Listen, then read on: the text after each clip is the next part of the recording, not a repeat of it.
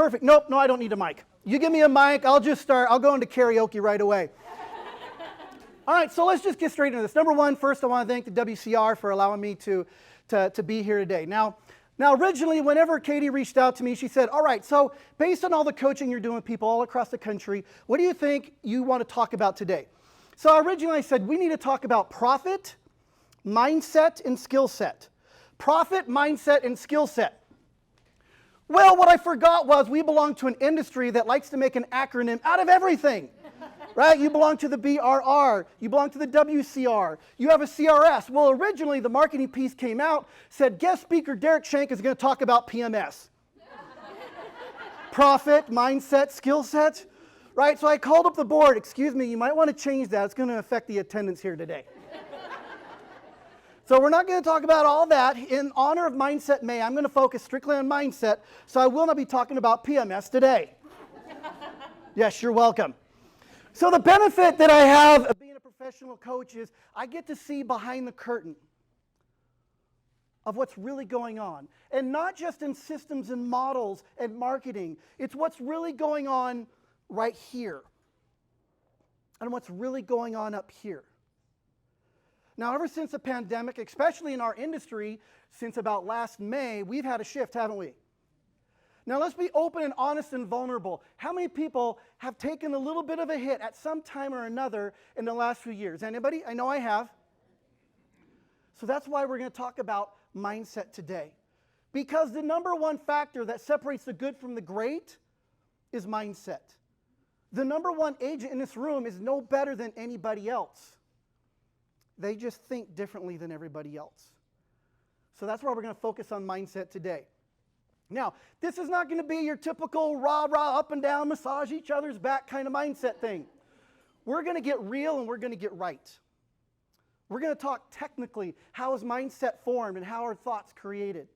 And tactically, what can you do about it? It's not just hope things get better, because hope is not a business plan. Would you agree? So we're going to get real and get right. This is going to be a little different. It's going to get awkward. So turn to your neighbor and say, this is going to get awkward. Turn to your other neighbor and say, and I like it.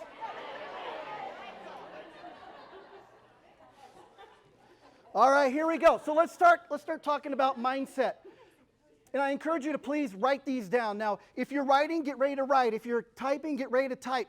Because as I was practicing my speech in the shower this morning, I realized I have about 3 hours of information to give you in 30 minutes. I've already had 3 Red Bulls, and this is how this is going to go down. So get ready to go. All right, so mindset. Research shows that mindset is created by 3 things. Number 1 is nature. Nature is basically how you were born. It's your genes, your DNA. It's the way you were hardwired. Number 2 is nurture. And nurture is about all those very influential people around you during those very formative years in your life. It was your parents, your mentors, spiritual leaders, sports coaches, the circle of friends that you had during those years. And number 3 is environment. Environment is everything that encompasses your world. And I mean everything that encompasses your world in your current environment. Now, out of those 3 things, there's only one of them we can control. So out of nature, nurture, and environment, which one can you control? Which one can you control? Environment. It's the only one you can control and the only one you can control over time. So I encourage you to write this down. Control the controllables. So many times we focus on things we can't control. We can't control the interest rates, what's going on overseas. We can't control what that other agent is doing. We need to control the controllables. Now, when it comes to environment, a lot of times people think your environment is just the physical things or the trees around you. Environment is everything. I want you to think of all the modalities. Modalities are basically your senses. Think about everything you see. It's what do you see on TV? What do you see on your phone? What do you see other people doing? Listen, what are you hearing on TikTok? What are you hearing on the radio? What are you hearing on a podcast?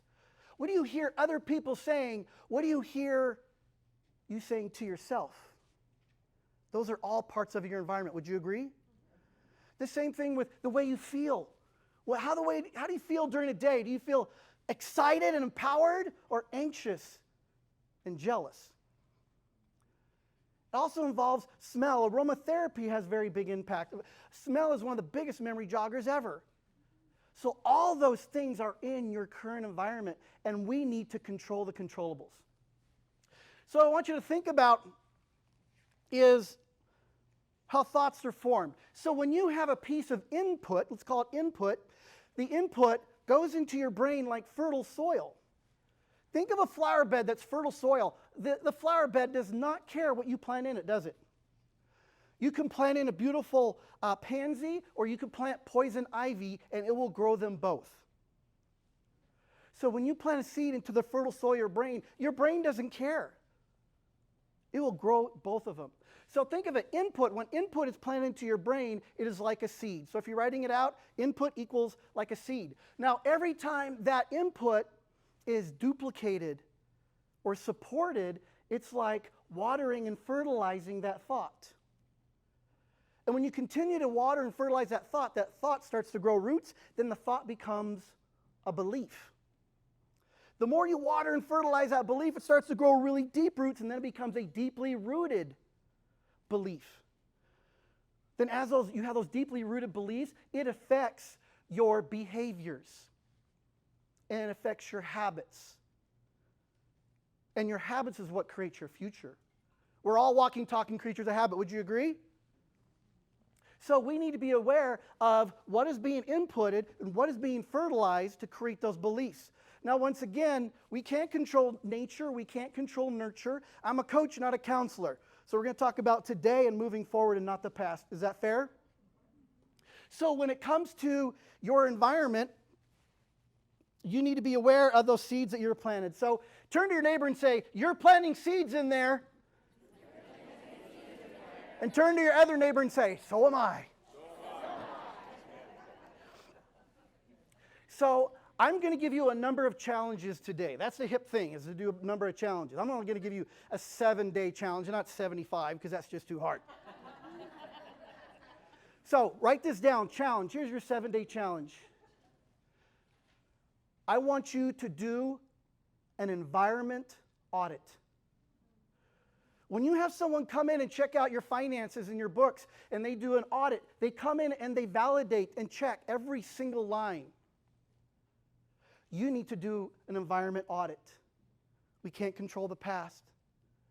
You need to be aware of what environment you are currently in that is affecting your mindset, including what do you see. So the next 7 days, I want you to be very aware. What am I looking at on TV, on social media, the people around me? What am I listening to? What am I listening to on my phone? What am I listening to on the radio? What am I listening to other people doing? What am I listening? What are other people doing in front of me? What am I listening to them doing? You need to be aware of the environment. And then I want you to write this down. You can put a little plus, a little equal sign, a little minus. So as in coaching, we talk about you analyze a situation, you strategize a plan, and you put it into action. If you strategize and analyze with no action, so what? It's action steps that separate the survival to success or success to significance. So when you look at your environment, you got to look at what is working for me. When I listen to this podcast, it empowers me. Great, I might need to plus it and do more of it. When I work out, I do meditation, I do yoga. It just really, it fills my soul. Great, we need to plus it and do more of it. Maybe there's something else in your life. Whenever I'm reading, it's really good. I don't have more time to put reading, but this is really good. Great. We put an equal sign. You need to maintain that and stay consistent. And then you got to get real and get right. What is in your environment that you need to put a little minus sign? You need less of it. If after you look at social media or negative news, you feel jealous and drained and depressed, then maybe we need a little less of that. Would you agree? Is it within your control what you read and what you watch? Control the controllables. Whoa, the energy just changed in here. What happened? We getting too real? I'm getting real today because I refuse to hug any of you out of the business. We could get you, I'm here to educate and motivate and jump up and down and get you jacked up and excited. But once you leave this room, it's up to you.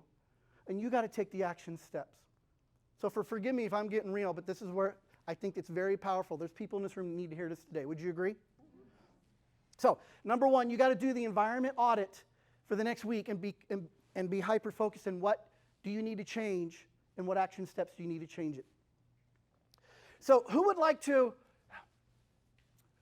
hear, when we talk about how your environment affects your mindset, who would like to take that concept and 10x it? Anybody? All right, so for those 5 people, I got a story for you. So I'm going to tell you a little childhood story, if I may. Really quick. So growing up as a kid, 3rd, 4th, 5th grade, I had a massive speech impediment. I had a massive lisp, right? And I don't know who called something where you can't say your S's lisp. That's evil. You can't say lisp, right? So I had this massive lisp. So it was like thunny thally on a thunny fee for. I was that kid, right? So I remember at a playground. I remember in for all the locals, Mary McPherson. Anybody know where Mary McPherson Elementary is in Meridian? And I remember those days in the playground of Mary McPherson. And I remember the circle of kids out in the playground that would be pushing this short, red-headed kid around who couldn't talk. They'd be pushing him into each other and shoving him into the ground and making fun of this kid who couldn't talk. And that was me. And we went to counselors and therapists and hearing specialists, and nobody could figure it out. It lasted for years. So the strange thing about me is when I dream in black and white. When I have a nightmare, it's in color. And every time I think of those days, it's in color. So those years sucked. So we went to all these speech therapists. Nobody could figure out. So I went to this one speech therapist. He happened to be a redhead, which was interesting. So he said, so whenever you're talking, your tongue is in the wrong place.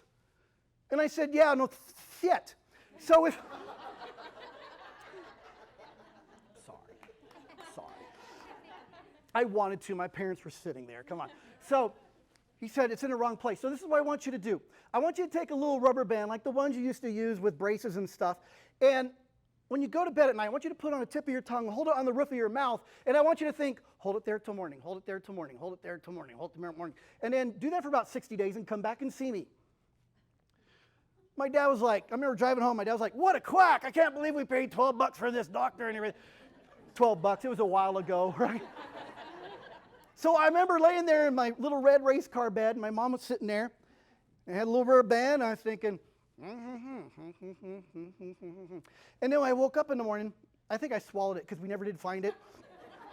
And then the next couple of nights, I found it stuck to the side of my face or in a pool of drool or something. And then on morning, it was like 8 or 9, I woke up after 8 hours of sleep. I woke up, it was like, and there it was. And about 80% of the time over the next 60 days, when I woke up, it was still there. And over time, the lisp went away.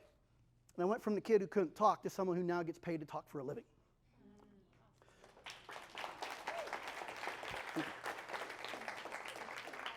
So it was like, okay, what was that voodoo magic?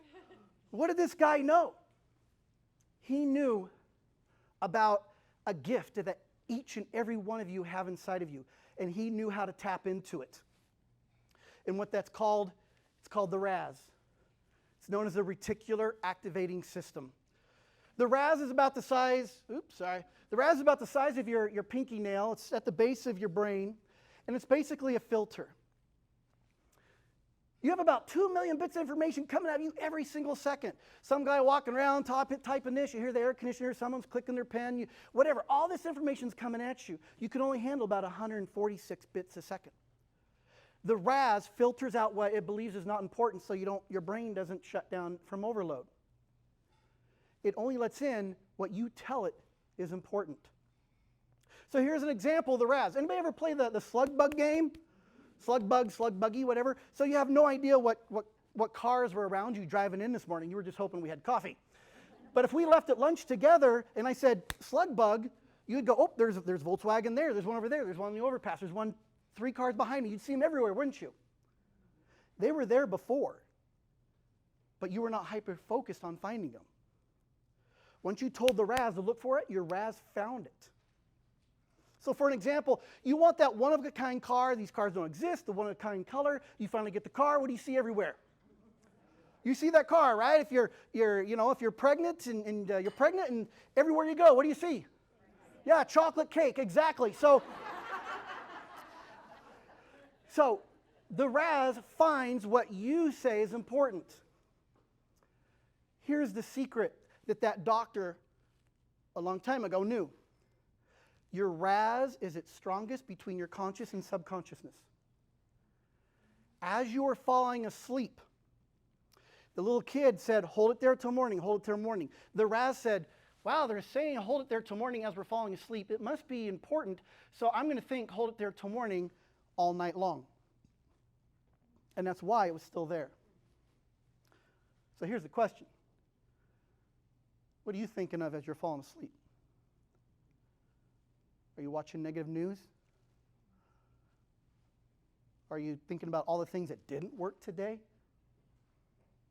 Are you thinking about all the struggles from 30 years ago and the ones that you might have tomorrow?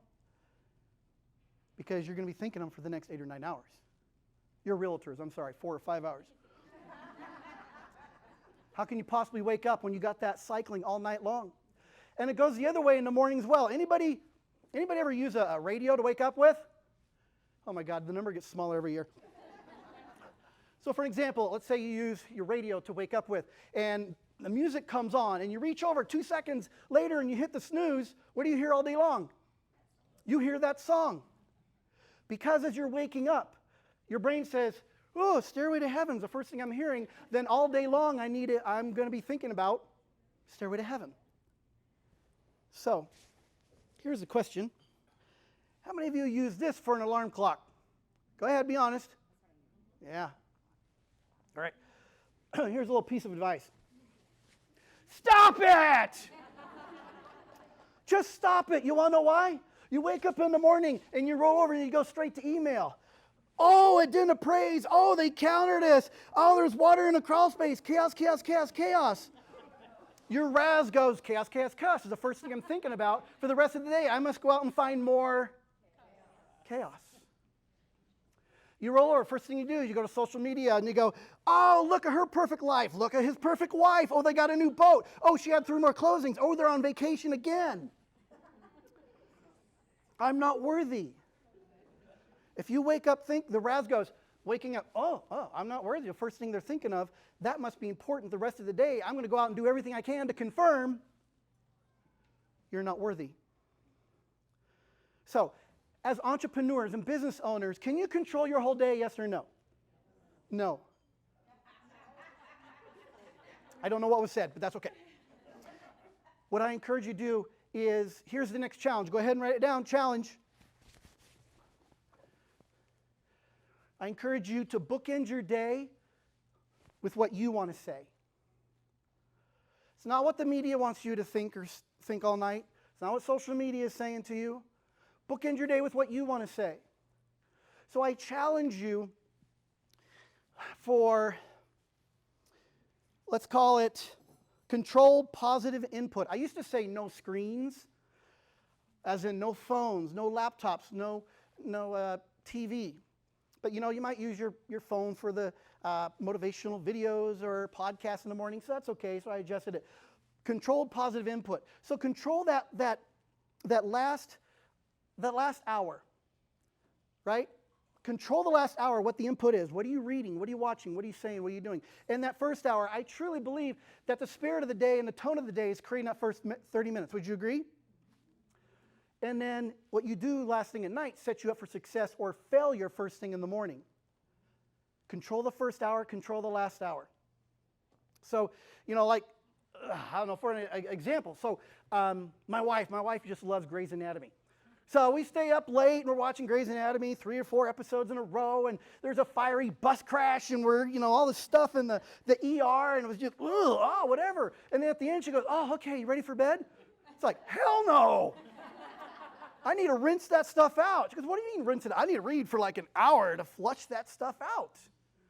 So you need to be aware of the input throughout the day and your environment, but hyper-focused and aware that first hour and that last hour. Does that make sense? So that's my next challenge. And, you know, for 4 years, I taught a class all across the country and up in Canada as well. It was 7 hours a day for 7 days. It's 49 hours worth of training. And they'd always turn in surveys at the end. And you'd be amazed how many people said, out of 49 hours worth of training, they said, that last hour and first hour thing had the biggest impact on my life. So it works. In fact, I was teaching one class, it was in Minnesota. A gal came up, she goes, you're 100% right. She was an anesthesiologist. And she said, when we're putting someone under, we tell them to think about a happy place. So when they're smiling and they go to a happy place, boom, they stick them and put them under. And they said if someone goes under crying and scared, they may be under for 4 hours. As soon as they wake up, they instantly wake up crying and scared. So the Raz is real. Turn to your neighbor and say, the Raz is real. Turn to the other neighbor and say, I'm going to make it work for me. All right, perfect. Let's do, all right, let me do this because I always forget at the end. It's a shameless plug. So you guys have been really good having your phones put away and stuff. What I encourage you, if you could take a picture of that QR code. You take a picture of that QR code, it goes to my link tree. If you want to follow me social media-wise. I also teach a class called Arete Life. It's a personal development course. If you want to do on-demand online, you can take it. We're also going to do a live class. We're actually shooting to do it in this room as well. So that's a live gig. Also, on there it goes to my calendar, and I have a bunch of free coaching sessions. So if you say, hey, there was something you talked about, you went a little fast, I'd like to ask you some questions, great, go there and ask some more questions. If you'd like for me to do something like this for your team, your office, your brokerage, a club, an organization, I love to hear myself talk, and I'd like to do it more. So if you want to talk about me helping any of you in that situation, or if you want to talk about what professional coaching looks like for you or for team, I coach all different brands, brokerages across the country. I'm totally non-denominational. All right? So now that we're past that part, let's go to this. How many of you have, all right, so you're on the plane. You're on the plane and you hear, okay, sudden loss of cabin pressure. The oxygen mask is going to come down. You need to put yours on first before you help anybody else. How many have heard that before? Raise your hand and say, aye. Awesome.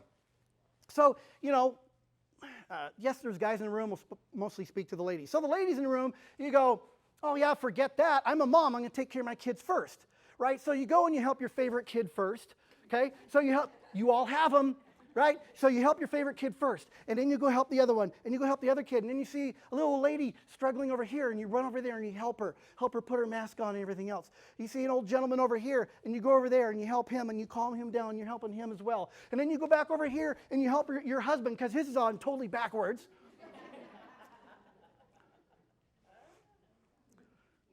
And here's the thing. If you can't breathe and your lungs explode, you can't help anybody else. A lot of times people during their nurture years were taught that everybody else needs to win. I'll lose. I'll sacrifice myself. It's noble. I'll lose as long as everybody else wins. You can't help anybody else. If you want to be the best mom, the best spouse, the best partner, the best spiritual leader, community leader, the best friend that you can be, you got to be the best you. Once again, control the controllables. You got to be the best you. If I was a doctor, I would write every single one of you a prescription right now, and it would say, it's okay. It's okay, isn't it, Kim? It's okay. It's okay to take care of yourself first. And not only is it okay to take care of yourself first, it's required. So I'm giving you a pass. There's no guilt. to take care of yourself first. Whew. All right, I got to take a breath. All right, I got to take a breather. So really quick, let's make this interactive. I would like to see if you guys are picking up what I'm throwing down. I'd like to hear, what are some ahas? An aha is something you wrote down, something you underlined, something you said, oh, I need to make this happen. I'd like to hear a couple ahas. Who wants to take one for the team? Yes, ma'am, nice and loud. Well, so I really like crime. And I don't really think starting with crime TV or whatever in the morning is a good way. So I'm going to change that. You're going to change that. Awesome. So it's substitution. You're going to exchange, I think John Maxwell calls it the law of gaining. You take something away you don't need and replace it with something you do need, right? So you're going to replace the crime stuff in the morning with what? What do you think you're going to replace it with? With Yeah, Brene Brown. Yeah, awesome. All right, you pinky promise? Yes. Okay, right. You know we know each other. I will call you. Yeah, good for you. That's right. And once again, you have a great tribe of people here to help support you. All right, somebody else. Someone on this side. Come on. Yes, ma'am. Nice and loud. My husband and I are in that terrible habit of just scrolling through social media right before bed. You're right. It's terrible for our brain. It honestly, I think, affects our sleep too, just like that light. So I think we need to get on the same page. But if we can both just read or talk about our day or something like that, I really, really want to implement that. Awesome. Awesome. Give her one big clap. So it's sharing the wins. So a lot of times, let's say you go to bed. Let's say you did 50 things that day. 48 went great and 2 went bad. What do we go to bed thinking about? The 2 went bad. It's like you guys need to celebrate. Hey, what did you learn today? What went well today? What worked today? Right? And celebrate each other.